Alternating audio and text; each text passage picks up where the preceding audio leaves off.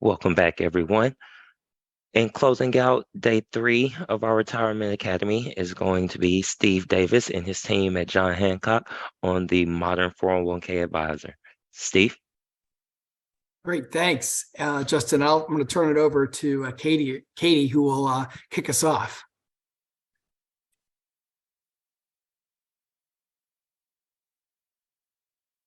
Katie, I'm sorry, I think you might be on mute. How about now? Yeah, there you are. Double muted. Love that. All right.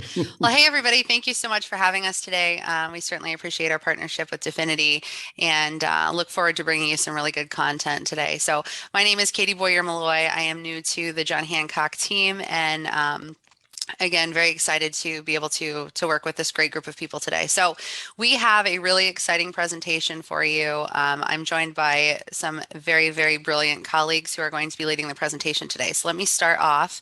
I'll get ready to introduce everybody, but let me share my screen and make sure we can all see the presentation. So you all can let me know as soon as you can, in fact, see the slideshow. And hopefully you can. Yep. Okay, cool. I will hopefully minimize so you won't see anything here. So what we're talking about today is the Modern 401k Financial Professional Series. And we're going to have 3 speakers that are going to kind of go through some different slides with you. And I'm going to do a soft introduction and then, of course, let them tell you all the wonderful things that they know. But I'm joined today by, you've already saw Stephen Davis. Steve is our Midwest Divisional Vice President here on the retirement side at John Hancock. Neil DeSiderio, he's a director of John Hancock National Relationship Management and Consulting. I've practiced saying that multiple times today. And Melanie Condon, who is our DVP of John Hancock Onboarding and Education Support. So you are completely done hearing from me, other than I will let you know if you have questions. We will be happy to facilitate those at the end. We have 45 minutes for our presentation. I know this is shortly after lunch for many of you, so we have plenty of great information and really appreciate you taking the time today. So I will go ahead and turn it over to Stephen. Great, thanks, Katie. And if you go ahead and go to the next slide, we'll go ahead and kick it off. And really what we wanted to do today is really talk about and think about if, we, like you, were advisors in this market, this great 401k market, what would we be focusing on? And first, I'll take the fun task of going through Cerulli, who's a really stalwart research firm for the 401k industry and investment industry that folks like Definiti and John Hancock, et cetera, use to really look at forecasts. And that's super important because we want to, before going into figuring out, how do you service a plan efficiently or how do you engage employees better, which is the second and third part of our presentation, really we want to think about what's really changed. So if you go to the next slide, Katie, you'll see that I want to start with the first and probably most important stat to look at when level setting on where the 401k opportunity is going and how to reach it is, as usual, for my 30 years in the business, to state that while the size of the assets you'll see are going to hit 10 billion, if you can believe it, in 2027, the growth rate is really much slowed. And if you look at the bar chart around 2018, 2019, that's when the baby boomer rollovers really out of 401k plans started to outpace deposits. So that's why you see the green line there is lower growth rates. That's really a double good news story for you all, which is the 401k opportunity is still enormous for you as an asset gathering mechanism and engaging business owners. And the reason that it's slowing down is because more of the assets are coming back to you as rollovers. So if we go ahead and move forward, we'll talk a little bit about what we're going to get into in this presentation. And then go one more slide, if you would, Katie. We'll talk about the 3 parts of it, which are really the 3 main things that we want to use as a jump off point, is really talk about the 3 mega trends that are impacting and presenting opportunity in the 401k space, which is number 1, participant guidance and advice. Number 2, investment fiduciary considerations. And then number 3, as seen on the previous slide, capturing rollovers. Okay, so let's get into participant advice and guidance and see what the trends are here. If you look at this slide, it's a little bit of an eye chart. It's, the DC business, defined contribution investment selection, is heavily intermediated. There's a lot of work that advisors do here. And plan sponsors are less involved in investments than they are in plan design and things of that nature. They generally want an easy button. And you'll see if large plan sponsors on the far right, if you look at the large market, are more likely run by investment committee, more of the legacy of the defined benefit world. And then you'll see a rise of 338 fiduciary services. Again, discretionary oversight. I'll talk a little bit more about that in a minute. And then you will see, though, which I think is really interesting here, because it used to just be, fees, funds, and fiduciary. That was what you talked about as an advisor to a plan sponsor. And that's really turned, the 3 F's, as we used to call it, really turning into the 3 E's, which is employee, engagement, and education. If you look at 30%, 3 out of those categories, the improving financial wellness, maximizing participant savings, and then go down 3 more, so retirement readiness. Really, those weren't even prevalent, 5-6 years ago. They were very low on the totem board in terms of interest and focus. So it's really, you'll hear that trend over and over in this presentation, that's growing, and that's why we have Neil and Melanie here. So go ahead, we went to the next slide. So let's talk about offering a financial wellness program. To that end, in the under $25 million plan space, you can see that it's ripe for improvement in financial wellness programs. That's one of the biggest reasons we see broker of record changes and record keeper changes. And that's something that John Hancock and our steward of employee engagement, Melanie Condon, will talk about in a few minutes. And as you go up market over 25 million, plan sponsors have largely already implemented robust programs for employees. So not as much growth there, but the good news is most of us on this call focus on the under $25 million plan space. There is plenty of room to stand out and get hired by business owners looking for advisors who can bring their own tools and their record keepers tools, if I can get that out, to bear. So a lot of potential growth there. Okay, so let's look at the next area in terms of the advisor's view of financial wellness. As spring follows winter, specialist advisors, and this is again of specialist advisors, you'll see in the just below the title, are taking this into account in the programs they bring to their business owner clients.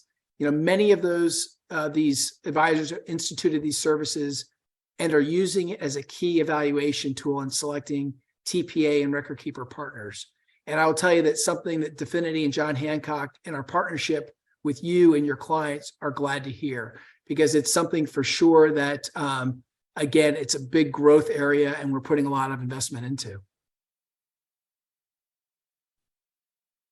Okay, let's go to our second area on the research, which is investment fiduciary consideration. So it's still important. I said a little bit that fees, funds, and fiduciary are decreasing, but you can't get away from the fact that these are investment animals in the 401k. So before digesting this slide, let's define terms for those that may not be aware of the nuances. 321 services are where advisors, their RIA or their broker-dealer take fiduciary responsibility for monitoring and assisting the client in making investment menu decisions. 338, as you'll see on the slide, are services that give full discretion for the advisor, RIA, or broker-dealer to hire and fire managers in the plan.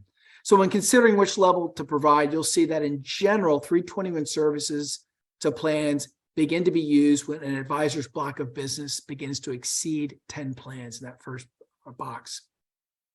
You'll notice a bit of a barbell effect with 338 in the second line down, where 338s are used with small blocks of business and they're used with this large block. So what accounts for the fact that barbelling, where there's so much in the very small end and the large end?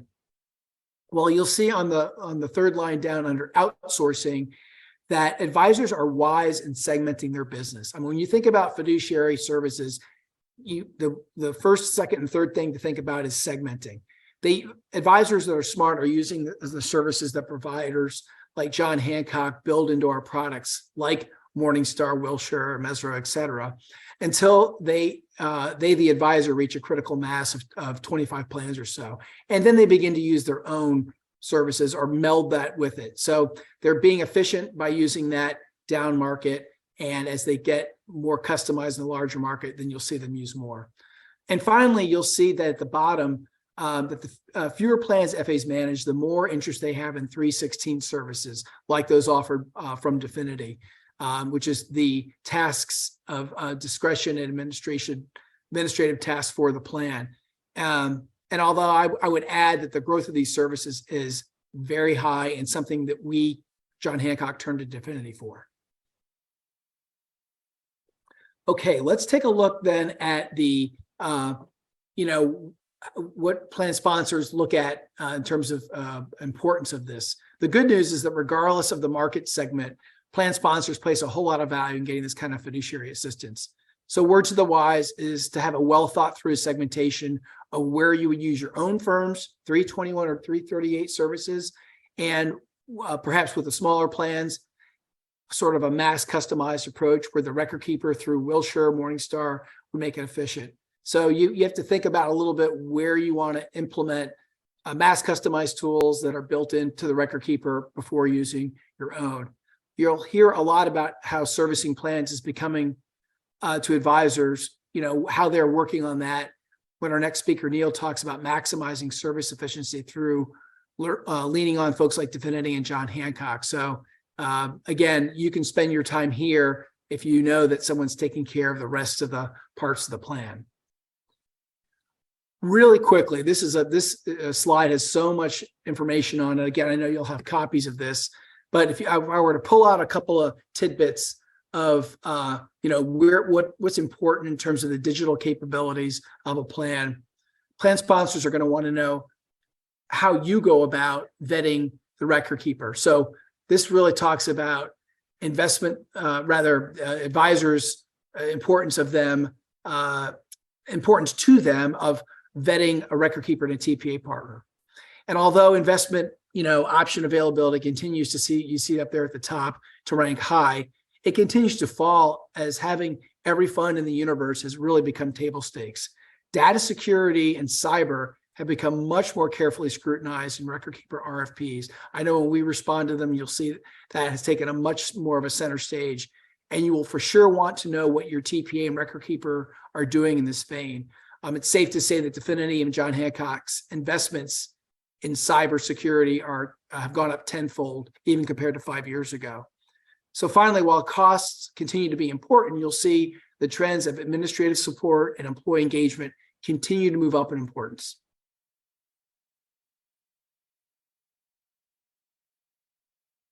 Okay, so in terms of what we are looking at in terms of rollovers, which is really your bailiwick more than ours, what are the advisors doing, and what are some of the key takeaways? So if you go ahead to the next slide, again, a lot of data here, so much so that Cerulli did us a favor by putting some key takeaways on the right in the gray.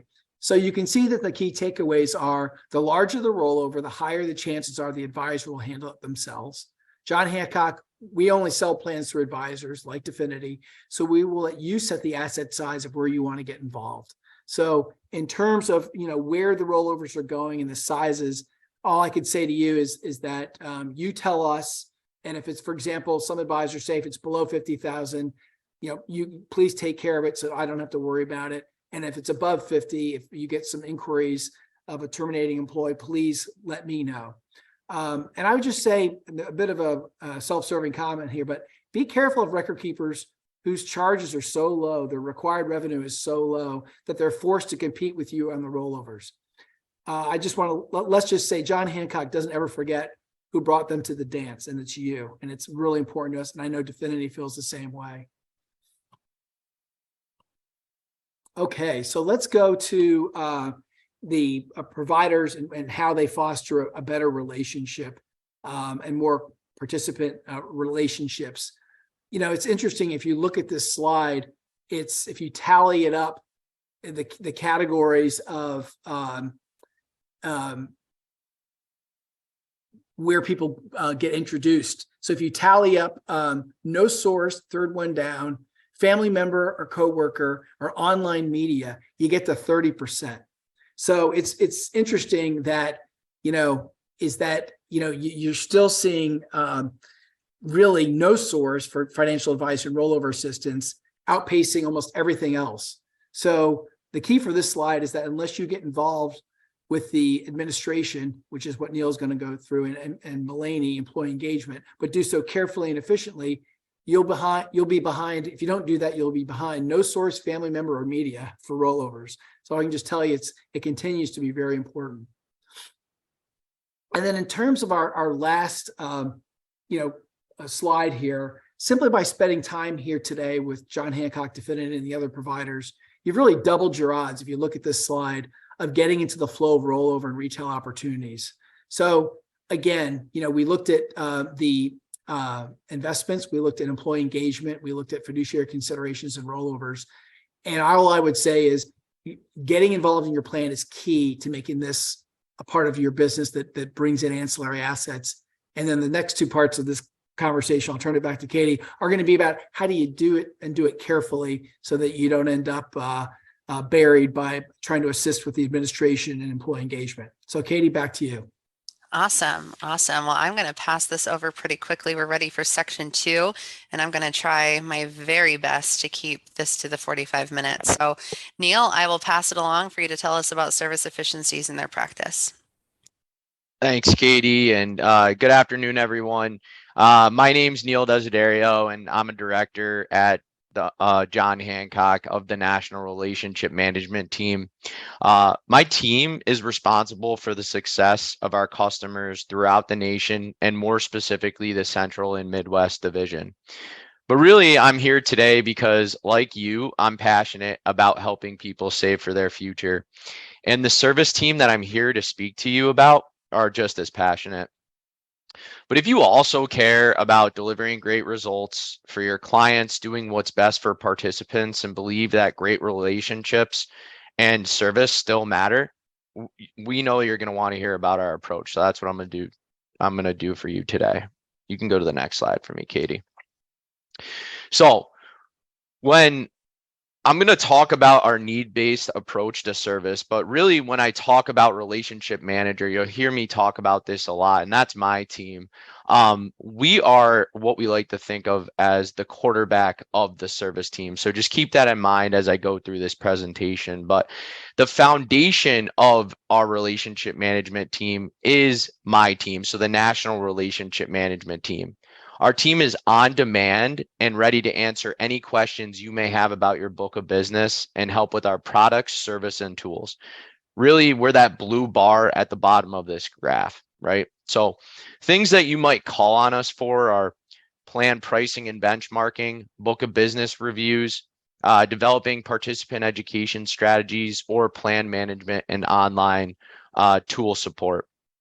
But as we work our way from the left to right on this graph, right, and as plans get larger and as our relationship grows with you, the advisor, we understand that you'll need more support. And really what we do is when you have a plan that grows to 5 million, or you bring us a plan that's over 5 million, we assign that to a dedicated national relationship manager. So you now have an individual who is there working on all of your plans, on your book of business, strategizing with you on how we can make you more efficient, not only more efficient, but how we can put together really a service model that helps make you better. As plans continue to grow and as they get larger, right, we understand they become more complex. Maybe there's 2 or 3 plans involved with that plan sponsor. We understand that you need more support. So when you have a plan that's 10 million or above, we assign a field support person, and this individual will actually meet with you and the plan sponsor, even on a quarterly basis. Not only that, but they'll work with the dedicated national relationship manager to come up with a strategy about, again, how we can really work to make your book of business efficient.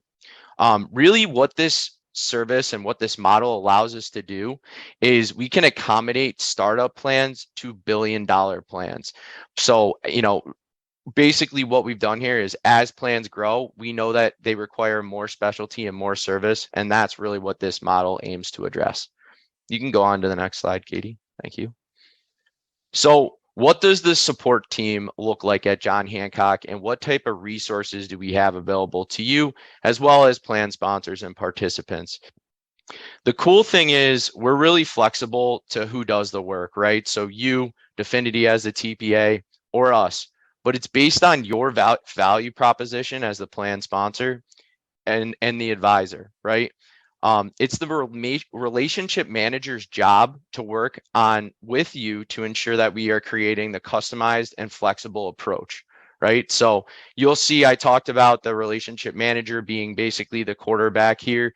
You'll see they're on the outside there with Definiti and the financial advisor, and it's really their job to implement any of these tools and resources we have. I'm just going to highlight two pieces, two big players on your service team when you join here at John Hancock. We have a plan implementation specialist who helps onboard plans and make sure the transition from another vendor is smooth, or if it's a startup plan, just make sure that your plan gets up and running smoothly. We then assign a client service manager that stays with you through the lifetime of the plan, and they're more of like an administrative individual, right? So think uploading payroll, questions on how to take a withdrawal, and things of that nature. And then, of course, we have other individuals in each one of these other little areas here, risk consulting, DB, as well as strategic communication consultants. But ultimately, it's our bench strength and our flexible approach that make us great in this industry. And you can go to the next slide for me, Katie. Really, I just wanted to highlight two things here with the interest of time. We have an average tenure on this team of 10 years and then an average industry experience of 20. So again, just boasting our expert bench strength. Go to the next slide. And so how do we do it, right? What we put together, we want to make sure when a customer works with John Hancock, they get a consistent experience and it's predictable regardless of who delivers that to them. This system is put in place in order to drive best-in-class service. So when an advisor takes over a plan or when a new plan sponsor is onboarded to a plan, how do we make a good first impression? What's the playbook that we use to do that? How do we tell them what we're working on? How do we show them that our new tools and resources? Ultimately, the system is not only put in place to be repeatable and used as a measuring stick for success, but it's put in place so that we build trust, credibility, optimize and add value, and achieve a strategic partnership, one, again, that is flexible and unique to you. And so if you just go to the next slide for me, Katie. So we have a ton of tools and resources that are available at John Hancock to you as the advisor. And I would encourage you to talk with the local sales rep if you haven't already about what we have available. And I could spend, my own 45 minutes going over that, but I thought I would highlight three that we have internally here that strategic relationship managers use to help make you more efficient. Starting on the left, our strategic relationship management tool. This allows us to focus on things like request volume. So where are they coming from? What types of questions are we getting from your book of business? We can then implement strategies to help address these questions, immediately. Additionally, we look at net promoter scores and client satisfaction scores on your book of business. What are we doing? How do we replicate that? Is there something that we could do better, and what can we put in place in order to address that? Really quick, shameless plug here. The National Relationship Management Team I spoke about, that blue bar on the bottom of that first graph, they are open from 8:30 Eastern Standard to 7 p.m. Eastern Standard. That team answered the phone in 2021 within 9 seconds. So ready and available for you. And this tool holds them accountable to that time. Our web scraping tool, what this does is it scrapes the web. So think Google, Yahoo search. This allows us to identify things according to your plan or plan sponsors that may affect the plan. And it's my job to ensure that the relationship managers then reach out to you. So let me give you an example about things that might come up, right? Let's talk about a merger. So you have a plan sponsor who's going through merger and acquisition. This tool would identify that. It then prompts the relationship manager to reach out to you and first ask, hey, did you know about this, right? And then second, what can we do to implement an education strategy around this? Do we need to onboard someone? Do we need to look at pricing? Are we at risk of losing the plan? Things of that nature. And then lastly, our analytical retention tool, this will identify things such as, withdrawals within your plan. Maybe there's an excess of withdrawals in one of your plans. This would prompt the relationship manager to then approach you as the advisor, say, hey, we're seeing a lot of withdrawals. Let's set up a meeting with the advisor or with the client. Maybe we need to go through, a plan review, discuss what's going on. They might be going through layoffs. Is there anything that we can do to help them? So really, all these tools are put in place to help you be more efficient, right? And you can go to the next slide. Thanks, Katie. Lastly, this is our partnership promise to everyone on the call, right? We promise we'll do the right thing. We'll advocate for our clients and participant needs. We'll engage in open and honest communication, and no matter how challenging the conversation may be. We have a service model put in place to improve outcomes for plan sponsors and participants and ultimately make you more efficient. We're not promising perfection. Honestly, no one can do that. We're promising a partnership that will be there to help you every step of the way. And a partnership, right, is a two-way street. So here's what we ask of you. Evaluate how you operate, where are the gaps, and how can we help you fill them? Take our call so we can talk strategy and think about how we can work together. So I'm going to pass it back to Katie, and thank you. Awesome. Thank you so much, Neil. All right. And the final component and batting cleanup for all of us, we have Mulaney coming in to talk plan participant engagement and education. Thanks so much, Katie. And it's a pleasure to be here, everyone. As Katie said, I manage our integrated education solutions team, and this team works with both new and existing clients to help you in delivering education and enrollment information to your plans. Next slide, Katie. Next slide, too. So what I want to talk about today is I'd like to cover the opportunities that ongoing employee communications can bring to your practices. We will begin with looking at the ability to market your practice each and every time you work with plan employees. Secondly, we'll look at how engaging in an ongoing communication plan can be made simple, as long as you understand your options and how much you want to be involved in that plan. And finally, we'll take a look at John Hancock resources that are available to help you in the delivery and building of an ongoing communication plan. So let's get started. Next slide, Katie. So there is just no doubt that keeping ahead of marketing the needs of your practice can be daunting. How you work with plans and the employees within those plans, first and foremost, can provide you an excellent opportunity to build efficiency in how you market your practice to individual future investors or clients, if you will. As our friends at Sorelli and Steve outlined earlier, in a 2021 survey, we know that over 86% of rollover opportunities and wealth moves to financial professionals who are familiar and who employees know. So by participating in the education and communication of a plan's employees, you are given a very efficient way to help build awareness and trust in you and the services that you provide. Building a plan is something that allows you that opportunity to get in front of those employees and to do it time and time again. You will want to consider your segmenting of your plans and look at potentially your relationship importance, if you will, maybe the plan size, what's the business potential here, what type of participants are in that plan, how will you want to communicate? Do you want, what format do you want to use? What media do you want to use? These will all be questions that you'll want to answer when you're building out a plan. You may want to consider quarterly contact, or you may just want to do annual. And that, of course, will depend upon your segmentation strategy. You may want to do your communication virtually. You may want to do it on site, or you may want to use both types of media. Keep in mind, though, that in addition to your communication plan it will help reinforce your commitment not only to the plan, but to your relationship with its decision makers. Next slide, Katie.